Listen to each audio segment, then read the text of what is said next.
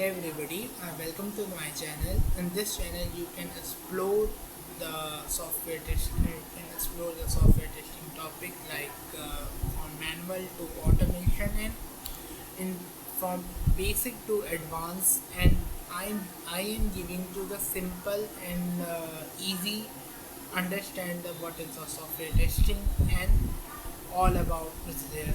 Uh, Today I am going to start with the manual testing subject and upcoming video we are going to after the manual testing done we are going for the automation and in this channel I am giving to all the notes. Don't worry, I am giving definition notes all about them. Let's start with the manual testing introduction. The agenda of this manual testing introduction. The first topic is introduction to SDLC. The second topic is software testing. The next one classification of software testing. Then defect tracking, defect life cycle या bug life cycle आप जो भी कह सकते हो. Then we go for the severity, priority. Then we have traceability metrics, and then we go for agile model. In the software testing industry, we are use agile model. So we explain later in this video. Then we have most important topic introduction to HTLC, test plan, test case and test case template, test case design technique, and their interview question. And we end of the session with the question answer and also some interview question. So let's start with the first topic for the introduction HTLC topic. Okay. The HDLC क्या है? What is the HDLC? The full form is Software Development Life Cycle. So the definition is said कि it is a step-by-step process या standard procedure to develop a new software या new project. तो new project या new software. Let's take one example. एक example हम लेते हैं इसमें समझने के लिए HDLC टॉपिक है क्या. इमेजिनेशन कीजिए कि आपको एक online food delivery app like Zomato Swiggy आप जो अभी रियल टाइम यूज़ भी कर रहे होंगे उसी का हम एग्जांपल लेते हैं कि हमारा जो पहला फेज़ आता है पहला आता है हमारा रिक्वायरमेंट गैदरिंग. रिक्वायरमेंट गैदरिंग में क्या होती है कि कंपनी की तरफ से एक ये जो रिक्वायरमेंट गैदरिंग होती है ये डन की जाती है बिजनेस एनालिस्ट से. रिक्वायरमेंट गैदरिंग में क्या होता है कि बिजनेस एनालिस्ट क्लाइंट के साइट पर जाता है, वहाँ पर रिक्वायरमेंट सारे स्टैक होल्डर से मिलता है, सारी रिक्वायरमेंट को ग्रैब करता है कि उसे क्या रिक्वायरमेंट चाहिए. जैसे हमें हमारी रिक्वायरमेंट ये होगी कि हमारा ऑनलाइन फूड डिलीवरी में कि हम रेस्टोरेंट को सर्च कर सकें, रेस्टोरेंट की लिस्ट को देख सकें, ऑनलाइन पेमेंट कर सकें, कोई भी आइटम को ऐड कर सकें. हमारी रिक्वायरमेंट ये है. हमारी रिक्वायरमेंट ये कि हम कोई भी सारे फूड ट्रैक कर सकें, कोई भी फूड आइटम को ट्रैक करना है वो भी हम कर सकते. ये हमारी रिक्वायरमेंट है. इस रिक्वायरमेंट को बिजनेस एनालिस्ट हमारी एक डॉक्यूमेंटेड करती है कि ये हमारी रिक्वायरमेंट है. फिर हम जाते हैं हमारी डिज़ाइन फेज. डिज़ाइन फेज ये जो डन होता है ये डिज़ाइनर करता है या आर्किटेक्चर करता है. इसमें क्या होता है कि जो भी रिक्वायरमेंट दी जाती है बिजनेस एनालिस्ट से वो एक पेन या कॉपी में लिखी जाती है. जैसे इसमें लिखा भी है कि picture of the designer sketching on the paper या फिग्मा डिज़ाइन. वो एक सारे रिक्वायरमेंट को एक पिक्चर के रूप में रिप्रेजेंटेशन करती है यूजिंग फिग्मा या ऑन द पेपर. जैसे हमारा ये रिक्वायरमेंट था कि हमारा ऑनलाइन होम स्क्रीन कैसे दिखनी चाहिए, हमारी ऑनलाइन पेमेंट स्क्रीन कैसे दिखेगी, हमारी रेस्टोरेंट की लिस्ट कैसे दिखेगी, जब हम रेस्टोरेंट को सर्च करेंगे वो कैसे दिखेगी. ये हमारी पूरी पिक्चर में हमें होती हैं. ये इस फेज़ में हम एक एप्लीकेशन का ब्लूप्रिंट रेडी करते हैं. इसमें हमें ये पता चलता है कि हमारा होम पेज कैसा है, हमारा पेमेंट स्क्रीन कैसे रहेगी, हम जब ऐड टू कार्ड करेंगे तो कैसा रहेगा, वो सब चीज़ें हैं. फिर हमारा थर्ड फेज़ आता है डेवलपमेंट फेज़. डेवलपमेंट फेज़ में क्या होता है कि जो भी डिज़ाइनर या आर्किटेक्चर डिज़ाइन किया रहता है उस चीज़ को डेवलपर उसे एक्चुअल कोड में लिखता है। ये जो फेज़ होता है ये डेवलपर के द्वारा डन की जाते हैं। इसमें डेवलपर क्या करता है कि एक्चुअल जो हमारा डिज़ाइन रहता है उसके हिसाब से वो डिज़ाइनिंग अपनी कोडिंग लिखता है। जैसे हमारा होम स्क्रीन हुआ, पेमेंट स्क्रीन हुआ, ये सब चीज़ हम समझ सकते हैं। फिर हमारा नेक्स्ट फेज़ आता है टेस्टिंग। टेस्टिंग में जब डेवलपर के द्वारा डन कर दी जाती हैं तो ये हमारा टेस्टिंग में आता है। टेस्टिंग जो डन की जाती है टेस्ट इंजीनियर के द्वारा कंप्लीट की जाती है, जहाँ टेस्ट इंजीनियर हर एक फीचर को कम्प्लीटली वो देखता है कि क्या वो रिक्वायरमेंट से मैच हो रही है या डिज़ाइन से मैच हो रही है। यदि कोई भी हमें बग्स मिलता है तो हम एक बग पर एक जीरा क्रिएट करते हैं। इंडस्ट्री में ऐसे ही हम करते हैं कि हम एक बग जीरा क्रिएट करते हैं, हम डेवलपर को असाइन करते हैं, डेवलपर उस चीज़ को फिक्स करता है। इस यदि सब कुछ हमारी तरफ से रेडी है तो रेडी टू रिलीज है, तब मैं गो for the deployment phase. Deployment phase में हम अपने ऐप को डिप्लॉय करते हैं सर्वर पर, लाइक गूगल ऐप स्टोर या गूगल प्ले स्टोर पर, जहाँ पे हमारा क्लाइंट या कस्टमर यूज़ करता है हमारे एप्लीकेशंस को। Then we go for the maintenance, the last phase. After हमारी ऐप जब रिलीज़ हो जाती है प्ले स्टोर या ऐप स्टोर पर, तो हम कस्टमर हमारा यूज़ करता है, वो बताते हैं कि इसमें ऐड न्यू फीचर कर दो या हम कोई बग फिक्सिंग करते हैं, तो ये हमारे इसमें मेंटेनेंस में आता है। तो डेट्स ऑल। हमारे एच में हमारे ये 7 फेज होते हैं, from requirement gathering, designing, development, testing and deployment and maintenance last. Let's go for the some questions. If you understood, that's all. If you have any doubt, you can comment on my comment section. Let's go one moving forward. Let's go one question.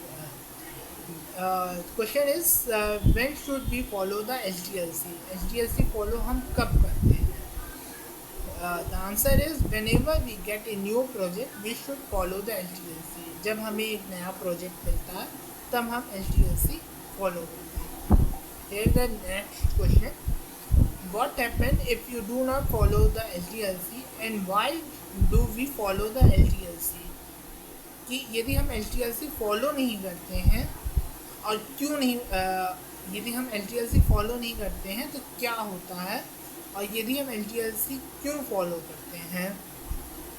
Correct my statement कि हम HDLC यदि follow नहीं करें तो क्या होगा, और HDLC क्यों फॉलो करते हैं। तो रीज़न बिहाइंड दिस, तो we will not able to calculate the cost required to complete the project. The first reason कि हम ये कभी नहीं बता पाएंगे कि ये हम कभी कैलकुलेट नहीं कर पाएंगे कि इस प्रोजेक्ट को ख़त्म होने में कितनी कॉस्ट लगेगी, कितना पैसा लगेगा। Second reason, we will not able to calculate the time required to complete the project. ये हम कभी कैलकुलेट नहीं कर पाएंगे इस प्रोजेक्ट को कंप्लीट होने में कितना टाइम लगेगा। Second reason. Third reason, we will not able to calculate the number of resource required to complete the project. Third reason है कि हम कभी ये कैलकुलेट नहीं कर पाएंगे कि इस प्रोजेक्ट को ख़त्म होने में कितने रिसोर्सेज हमें चाहिए, 2 4 ये भी नहीं हो पाएगा। और the fourth reason, we will not able to collect the proper requirement from the customer. ये हम कभी नहीं कलेक्ट कर पाएंगे प्रॉपर रिक्वायरमेंट, हम कस्टमर की जगह से कभी प्रॉपर रिक्वायरमेंट नहीं कलेक्ट कर पाएंगे यदि हम HDLC फॉलो नहीं करते हैं। और क्यों करना चाहिए? For this reason we should follow the HDLC। So let's go for the moving forward, the flow diagram of the HDLC. Flow diagram is the first step is requirement collection. First step is requirement collection. It is done by the business analyst. Second step, feasibility study. It is done by the BA, PM मतलब project manager, FT मतलब financial team, HR हमारी human resource. Based on company, it will be depend upon who will be done the feasibility. Third step, designing. It is done by the designer या architecture. Fourth step, coding done by the developer. Fifth step, testing done by the test engineer. 6 step installation done by the installation engineer, and 7 step last maintenance done by the developer and test engineer. These are the flow diagram of the HDLC. I will give you explain in moving forward detailed manner in all the steps. Let's moving forward the type of HDLC. There are 7 type of HDLC: waterfall module, spinal module, E-model, prototype, customized, hybrid, and agile model. So today I will start with the waterfall model. All the module will cover in the upcoming video. So let's start with the waterfall model. तो waterfall model it is इसका waterfall module का एक alternate name होता है. कहीं कहीं interviews में ये पूछे जाते हैं कि what is the basic module, what is the traditional module. तो you can does not confuse. It is a alternate name of the waterfall module, basic module या traditional module. Definitions: it is a step-by-step procedure to develop a new software, same as a HDLC. और same flow diagram कि हमें एक नया software develop करना, तो step by step process कि first of all requirement collection, then feasibility, then designing, then coding, then testing, then installation and then maintenance. It is a waterfall module and HDLC same flow diagram है दोनों के लिए. And I will explain let's understand each step in the waterfall and HDLC module in detailed manner. The first step, requirement collection. कि requirement collection में हमें क्या क्या होते हैं. Let's go for it. Suppose it कि एक client है जो उसको एक बैंकिंग एप्लीकेशन उसको बनानी है. वो एक सॉफ्टवेयर कंपनी दिख रहा है. Let's suppose Wipro is company. तो क्लाइंट ने सॉफ्टवेयर कंपनी से सारी रिक्वायरमेंट दे दी. Let's give one example. I will give you one picture. Client approaching the company. I will give you explain let once more. One client, एक client है, वो एक बैंकिंग एप्लीकेशन बना रहा है. उसे एक सॉफ्टवेयर कंपनी वो ढूंढ रहा है, जिसे let suppose one software company is Wipro. तो क्लाइंट विप्रो के पास गया, उससे सारी अपनी रिक्वायरमेंट बताई कि मुझे ये चीज़ अपनी एप्लीकेशंस में चाहिए, एक बैंकिंग एप्लीकेशन चाहिए. उसने एक डेडलाइन दिया कि 5 साल में डेडलाइन और बजट दिया कि 5 साल में 2 करोड़ है, इसमें तुम मेरा प्रोजेक्ट ख़त्म कर दो, बना दो इतने में ही. या ये होता है कि सॉफ्टवेयर कंपनी से एक या डोमेन एक्सपर्ट या बिजनेस एनालिस्ट हमारे कस्टमर प्लेस पर जाता है. वहाँ पर कस्टमर गैदर किया जाता है, रिक्वायरमेंट गैदरिंग की जाती है. हाँ, ये दोनों वे से होता है कि या तो क्लाइंट सॉफ्टवेयर कंपनी के पास आता है, या तो हमारा BA या डोमेन कोई एक्सपर्ट क्लाइंट के पास जाता है कि रिक्वायरमेंट को कलेक्ट करने के लिए. तो जो BA या डोमेन एक्सपर्ट जाता है, वो रिक्वायरमेंट जो कलेक्ट करता है वो बिजनेस लैंग्वेज में करता है अपना. फिर उसके बाद वो कंपनी में उसी बिजनेस लैंग्वेज को कन्वर्ट करता है अपने टेक्निकल लैंग्वेज में. और उसके बाद वो सारा रिक्वायरमेंट पूरे कंपनी में डेवलपर, टेस्टर, प्रोजेक्ट मैनेजर कोई भी हो, सबको वो एक्सप्लेन करता है कि क्या रिक्वायरमेंट है क्लाइंट की और क्या उसे फॉलो करना है टीम्स को. यही चीज़ मैंने यहाँ पर पूरी लिखी है, जो मैंने यहाँ समझाया कि suppose client want to develop a banking application. They approach a Wipro, one software company, share his requirement along with the accepted time or cost of the project. Customer ये कहा कि if you are complete this project with 5 year for 2 crore, you fulfill all my requirement, I will give you project. उसने ये कहा कि यदि आपने इस बजट में इस टाइम के हिसाब से आपने कर दिया तो मैं आपको प्रोजेक्ट दूंगा.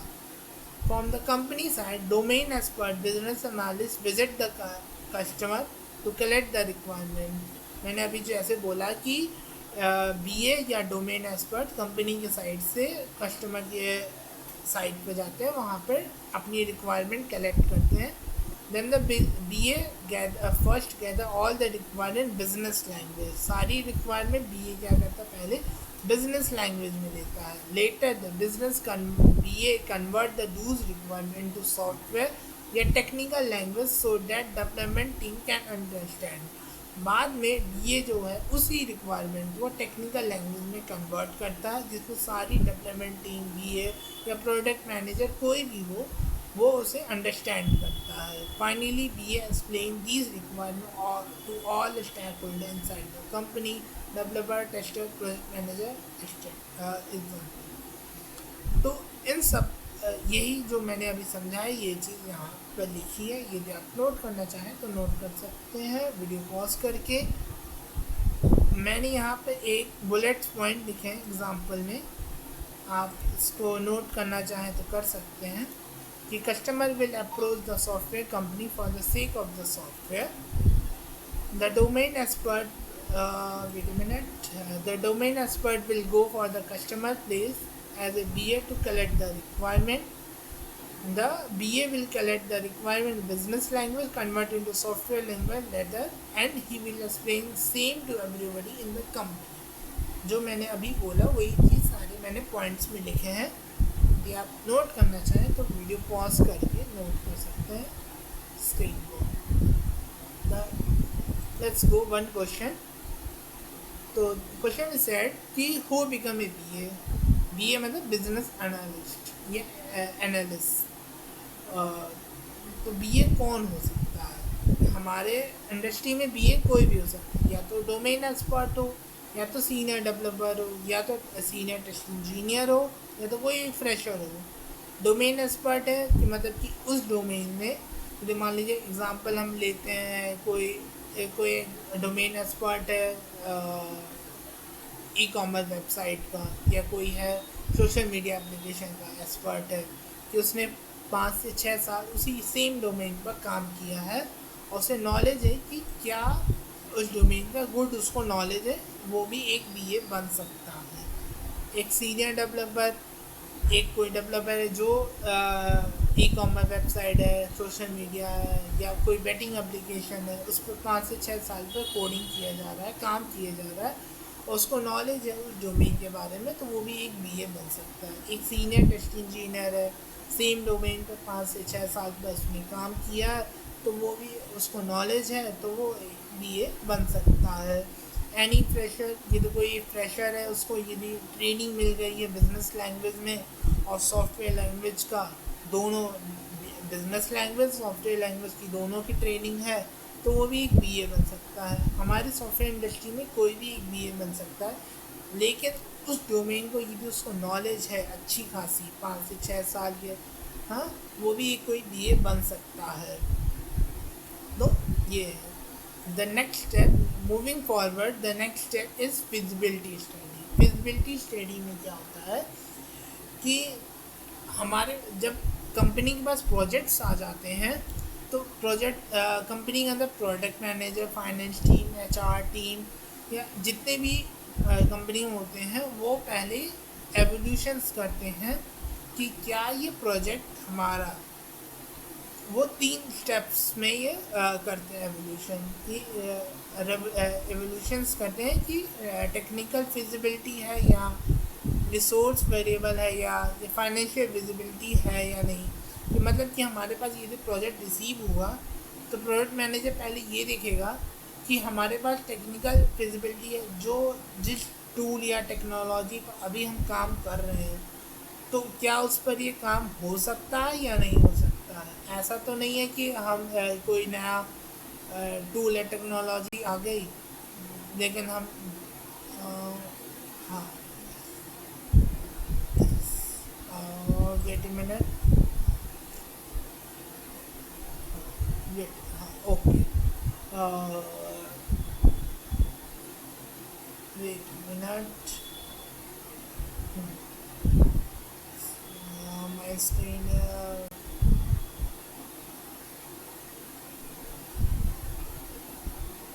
हाँ, ओके, दैट्स ऑल. कि हम जिस अभी टूल या टेक्नोलॉजीज पर काम कर रहे हैं क्या वो हमारे पास है या नहीं है, कि ऐसा ना हो कि हमारे जो टूल है टेक्नोलॉजी हमें क्लाइंट कह रहा है वो है ही नहीं, तो ये पॉसिबल नहीं। यदि हमारे पास ऐसा नहीं है तो हम उसी वक्त रिजेक्ट कर देंगे। और यदि हमारे पास है तो मैम मूविंग फॉरवर्ड हम जाएंगे रिसोर्स, क्या हमारे पास ऐसी टीम या टेक्नोलॉजी है कि जो इस टूल या टेक्नोलॉजी पर काम कर रही है या नहीं कर रही है। तो यदि हमारे पास है तो हम आगे बढ़ेंगे कि हमारे पास ऐसी टीम है, हमारे पास ऐसे टूल हैं, हमारे पास ऐसी टेक्नोलॉजी है जिससे हम इस प्रोजेक्ट को कर सकते हैं। फिर हम लास्ट देखते हैं फाइनेंशियल विजिबिलिटी, कि हम इस प्रोजेक्ट को करने में कितनी फाइनेंशियली हम प्रॉफिट में है, कंपनी प्रॉफिट में है, या रेवेन्यू कितना जनरेट होगा, ये सब चीज़ें हम देखते हैं। यदि हम सारे पैरामीटर्स पर हमारा सब कुछ सही रहता है हम एक ग्रीन सिग्नल दे देते हैं क्लाइंट को कि हाँ we are ready to initiate to project. हम प्रोजेक्ट को स्टार्ट कर देते हैं और प्रोजेक्ट मैनेजर हर जगह से ये रेडी हो जाता है कि हम वी आर रेडी टू। तो यही चीज़ मैंने यहाँ पर लिखी है। After receiving the project understand the customer requirement, product manager, finance team, HR team evaluating the following points: whether the requirement is technical feasible or not, whether the required resource, team, tool or technology available or not, whether the project financially visible या beneficial for the company, कि beneficial है या नहीं है। तो ये जो 3 points हैं इनके एनालिसिस पर product manager, finance team, HR team ने डिसाइड कर दिया कि इस प्रोजेक्ट पर हम काम करेंगे या नहीं करेंगे। यदि वो करते हैं तो इस गुड टू, ये ग्रीन सिग्नल है। यदि नहीं तो हम क्लाइंट को बता देते हैं we are not good to go. तो ये इसका मैंने डेफिनेशन यहाँ लिखा है कि it is a study where we decide whether it technical possible या not, whether resource are variable और not, whether financial profit is possible या नॉट। कि जो मैंने अभी एक्सप्लेन किया वही चीज़ है कि ये एक स्टडी होती है जहाँ ये डिसाइड किया जाता है कि टेक्निकल पॉसिबल है या नहीं, रिसोर्स वेरिएबल है या नहीं, या फाइनेंशियल प्रॉफिट है या नहीं है। तो ये हमारा रहता है। आफ्टर ये हमें प्रोजेक्ट मैनेजर से ग्रीन सिग्नल मिलता तो we go for the third phase, that's name is design. हम थर्ड फेज में जाते हैं डिज़ाइन।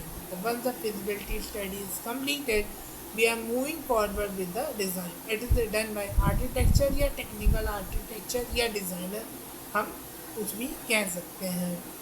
तो हम डिज़ाइन में 2 तरह की हमारे पास डिज़ाइन होती है, एक हाई लेवल डिज़ाइन, एक लो लेवल डिज़ाइन, जिसको हम शॉर्ट फॉर्म में बोलते हैं कि HLD और लो लेवल डिज़ाइन LLD। ठीक, तो moving forward first of explain मैं एक्सप्लेन करता हूँ हाई लेवल डिज़ाइन क्या होती है। The definition is said, designing the main module of the application is called as high level design. You have to, let's take one example to clear the definition. Suppose कि architecture design a mail application. In this mail application, the main module are inbox, compose, send, outbox, draft, set. These are modules are representing the high level design of the application. Let's understand. I am clear कि what I explaining.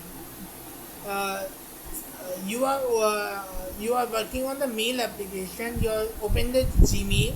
You have giving the module.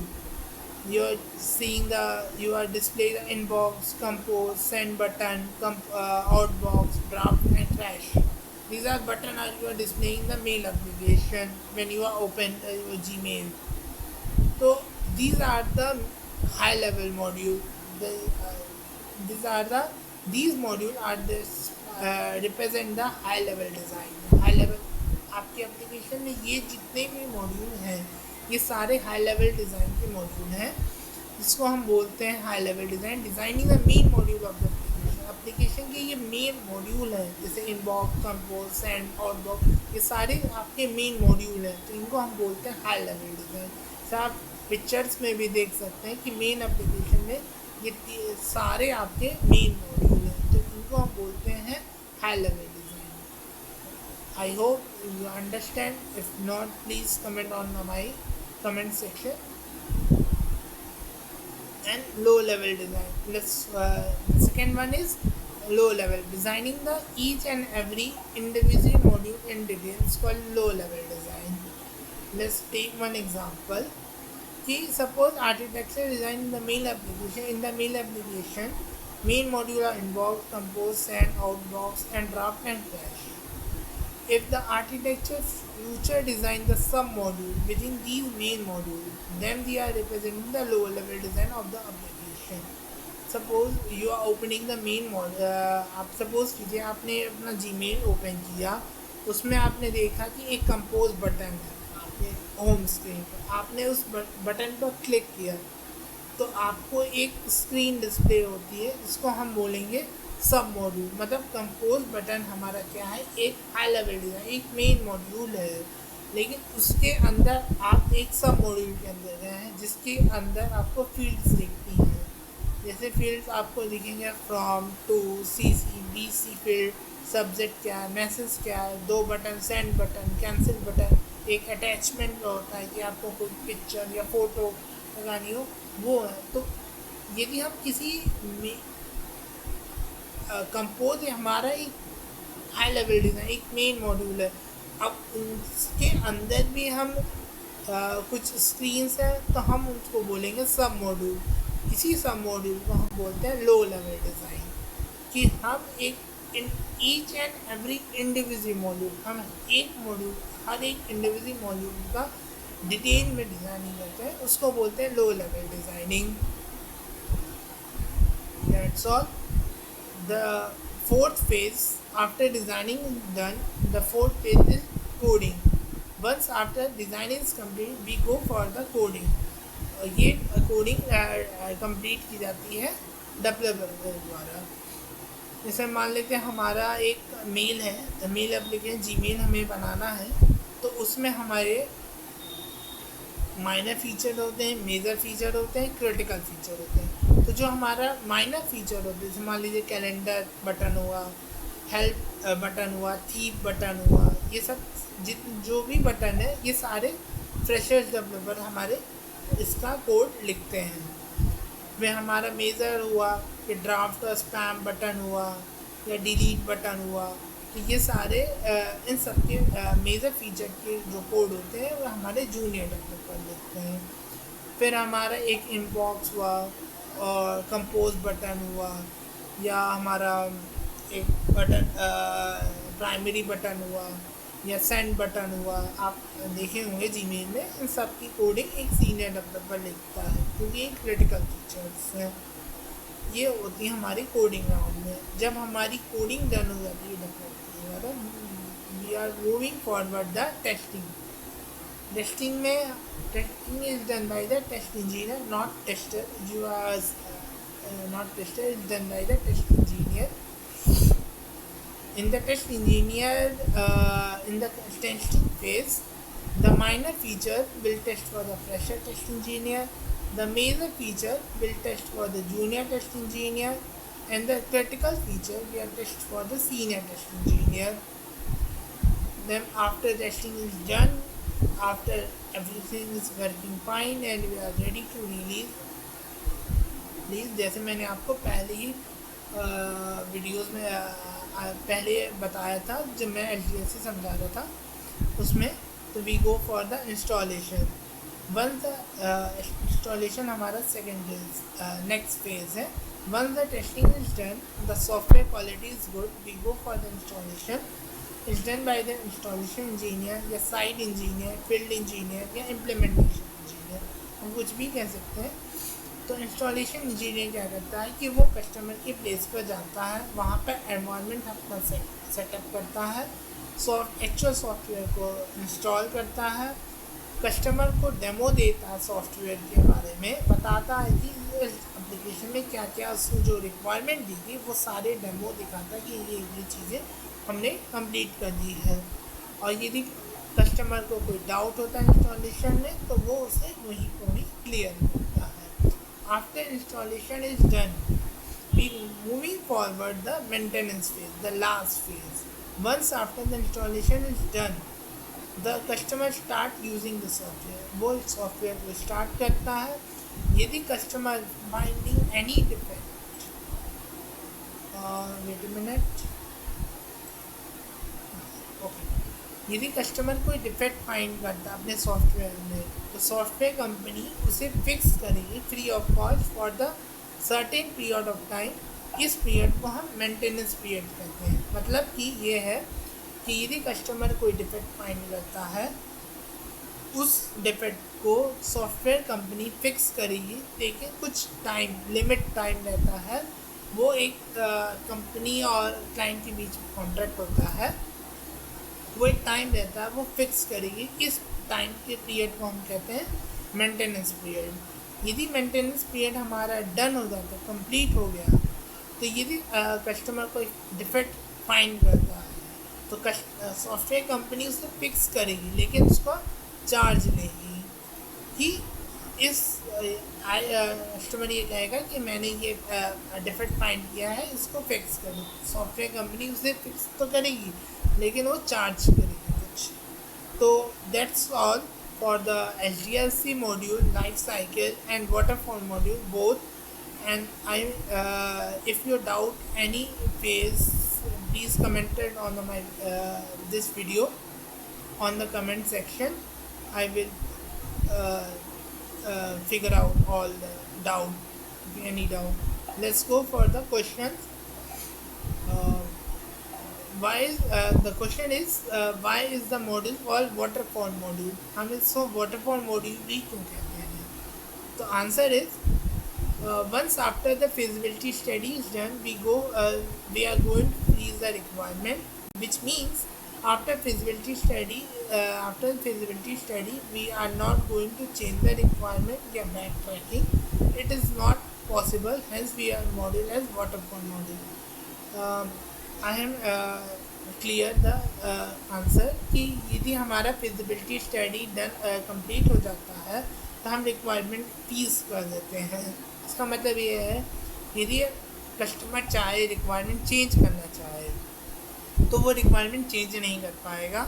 ये possible नहीं हो सकता. हाँ, कि हम पीछे नहीं जा सकते हैं. जैसे एजाइल में आपने देखा होगा, एजाइल में हम रिक्वायरमेंट आती है तो चेंज कर देते हैं, हम पीछे जा रहे हैं. लेकिन वाटरफॉल मॉड्यूल में ऐसा नहीं होता है. कि हम एक वन वे साइकिल चलती है कि पहले रिक्वायरमेंट कनेक्शन, फिर feasibility, designing, coding, testing, installation, maintenance. हम बैक ट्रैक नहीं करते हैं वाटरफॉल मॉड्यूल में. इसीलिए इसको हम बोलते हैं waterfall module. The next question is, why do customer want to change the requirement? Customer हमारा हमेशा रिक्वायरमेंट चेंज क्यों करता है? तो the reason is because the competition in the market, the second to update the new technology, and the third, as one the business change, the supported software should also change. कि customer requirement change इसलिए करता है क्योंकि हम market में competition बहुत ज़्यादा है, और दूसरा है कि टेक्नोलॉजी अपडेट होती है, तो उसकी वजह से वो चेंज करता है. तीसरा, यदि बिजनेस चेंज हो रहा है, तो सॉफ्टवेयर भी हमारा चेंज होना चाहिए. इस हिसाब से कस्टमर हमारा चेंज करता है. कि हाँ. The next question is, why do freeze the requirement? हम रिक्वायरमेंट फ्रीज ही क्यों करते हैं? तो we freeze the requirement if requirement change, design change, और if design change then code change, and lots of defect are found while testing. यदि हम requirement freeze नहीं करते हैं, तो रिक्वायरमेंट चेंज होगी, तो डिज़ाइन चेंज होगी, डिज़ाइन चेंज होगी तो कोड चेंज होगा, कोड चेंज हो जाएगा तो टेस्टिंग में डिफेक्ट्स बहुत ज़्यादा आ जाएंगे. इसलिए हम वाटरफॉल मॉड्यूल में क्या करते हैं कि रिक्वायरमेंट को फ्रीज कर देते हैं, कि अब इससे ज़्यादा हम रिक्वायरमेंट चेंज नहीं कर सकते, इसलिए हम करते हैं. The next question is, what happen when developer involve in testing? क्या हो कि जब डेवलपर टेस्टिंग में इन्वॉल्व हो जाए? तो the answer is, the first reason is developer will utilize the testing time to develop the software. Developer क्या करेगा कि अधिकतर टाइम वो जो देगा वो सॉफ्टवेयर को डेवलप करने में देगा, ना ही टेस्टिंग में देगा. डेवलपर ज़्यादा सॉफ्टवेयर को are more convince about the developing the software rather than testing. वो ज़्यादा कन्विंस करेगा डेवलपिंग में, ना ही टेस्टिंग में। Developer over confidence, the third reason है वो ज़्यादा कॉन्फिडेंस, ओवर कॉन्फिडेंस हो जाएगा। The fourth reason, developer will always see the product from the positive point of view, they never see the product from the negative point of view. Developer हमेशा जब product को हमेशा positive point of view से देखेगा, वो कभी negative point of view से नहीं देखेगा। और okay, the next, developer even if they find the defect, they will try to hide the defect rather than fix। Developer ये चाहेगा कि उसको कोई डिफेक्ट मिला तो वो हाइड करेगा, ना ही उसे फिक्स करेगा। ये रीज़न है। और software, the most important reason है, सॉफ्टवेयर क्वालिटी बहुत पुअर हो जाएगी कि कोई भी क्वालिटी उसकी सही नहीं होगी। ये रीज़न्स हैं जिससे यदि डेवलपर हमारे टेस्टिंग में इन्वॉल्व होते हैं तो इसलिए हमारे पास रीज़न है। The next point is advantage of waterfall module. हमारे वाटरफॉल मॉड्यूल में एडवांटेज क्या है? The first reason is advantage, easy to understand, हम ईजी से समझ जाते, ईजी टू इम्प्लीमेंट, इम्प्लीमेंटेशन बहुत ईजी है, initial investment is very less and software quality is very good, इसमें आती है। डिसएडवांटेज क्या है? Requirement design are not tested. What it means कि हम रिक्वायरमेंट और डिज़ाइन को टेस्ट ही नहीं होता है इसमें, कि हम कभी ये नहीं देखते हैं कि क्या टेस्ट करना है। दूसरा, टोटल टाइम टेकन्स मोर, बहुत ज़्यादा टाइम लेता है। हम पूरा फेज़ यदि देखें रिक्वायरमेंट गैदरिंग से feasibility, designing, testing, coding, testing, installation, maintenance, तो ये बहुत ज़्यादा टाइम टेकन है। और the most important, requirement change not allowed, इसमें रिक्वायरमेंट चेंज हम नहीं कर सकते हैं। और the last question is when do we go for the waterfall module. Waterfall module से कब हम जा सकते हैं? तो द रीज़न, हम जा सकते हैं जब हमारे पास शॉर्ट टर्म प्रोजेक्ट हो, या सिंपल एप्लीकेशन हो, या हमें ये पता हो कि कस्टमर रिक्वायरमेंट कभी चेंज ही नहीं करेगा, then we go for the waterfall module. That's all. In this video we are completing the SDLC module in detailed manner. Upcoming video we are uploading all the next topic is software testing topic. We are moving forward. That's all. Thank you.